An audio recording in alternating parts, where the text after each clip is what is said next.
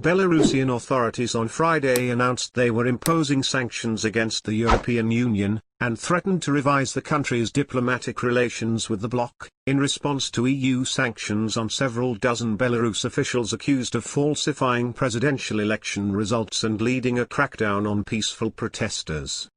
The EU in the early hours of Friday decided to impose sanctions on about 40 officials, with the exception of President Alexander Lukashenko, who was re-elected in August in a vote the opposition sees as rigged.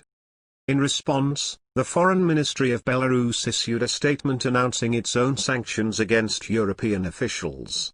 The Belarusian side, starting from today, puts into effect a retaliatory sanctions list, the statement said. The ministry didn't reveal the list and gave no details as to how many officials were on it. If the EU further ratchets up the sanctions flywheel, there could be more serious consequences, according to the statement, such as Belarus pulling out of joint programs and projects or revising its diplomatic relations with the bloc.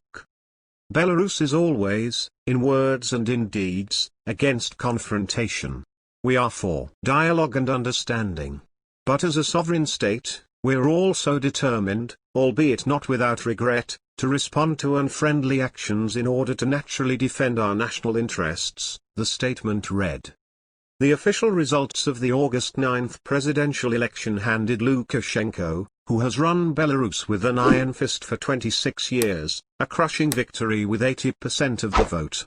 His main challenger Svetlana Tsikhanouskaya got only 10%.